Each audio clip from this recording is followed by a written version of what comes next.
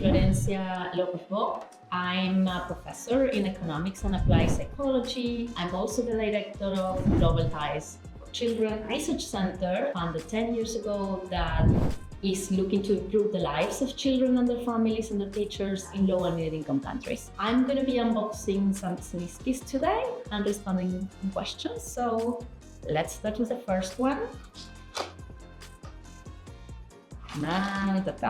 Who or what gave you your first big aha about psychology? I am an economist, so I'm an unusual profile here in applied psychology, but I have done most of my last 15 years of work on child development policies. That's where the psychology comes in. But my first big aha moment, I think, is because my mom was a psychologist. So I think that even if I didn't study that, there was that aha thing about, okay, here is how the minds of human beings function, and I'm interested in that. And even after doing a PhD in economics, I ended up doing psychology, and I'm in applied psychology now. It's been a year.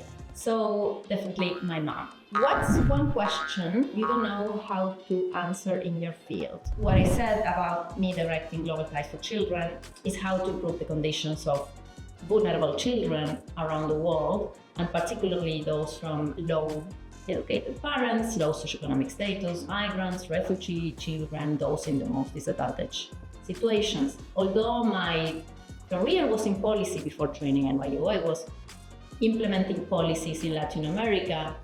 Even if we were doing our best to improve the condition of vulnerable children through better childcare, preschool, parenting programs either at home or at the health center, conditional cash transfers, nutrition programs, the question I still don't know how to answer is, how do we close totally that gap? It's very difficult. I know it's extremely difficult. Children are born in a given family, and rich families put a lot of investments of time in the children, while the more vulnerable cannot do that, neither on time or resources. So policies are able to take this gap a little further, but my question I still don't know how to answer is, how do we do to close it completely? And that's what drives me every day today. Oops.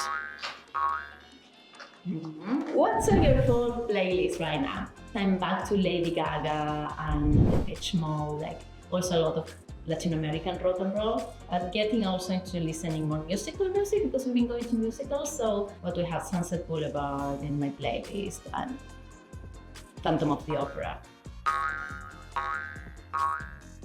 What's a book that changed how you see people? So as I said, I'm an economist, and so many things about human behavior for economists are depending on incentives. You want people to smoke less, then get the taxes on cigarettes higher, so it's going to be really expensive, so they don't want to smoke. Or regulations, laws, prohibit smoking in restaurants, and so people will be less and less able because you are limiting their behavior. But then I got into this world of more psychology and children and youth and what motivates them. I read this book by Angela Duckworth, Grit, in which she explains all this concept about how do we measure grit, how much it is important for future outcomes in the labor market, in health, and so many things. But I think this concept, this very defined concept of grit, really changed the way I started to see some people, particularly the people who kind of gets ahead in life like so easily. I love that book. What helps you keep going when things get overwhelming? So because I grew up in Argentina and I went to a public school and there were all kinds of social classes in my classroom, I saw what it meant for one of my friends to not have enough resources to go on, and I realized how privileged I was to have a mother who had education. Seeing those inequalities at such a young age, I think it's made me very responsive to that, and made me also a bit angry, to be honest, and I wanted to change that. That's, I think, what keeps me moving if we look at my full career. I'm going to be teaching child development and social policy in a global context this spring and then in the fall. So I hope to see you in my class.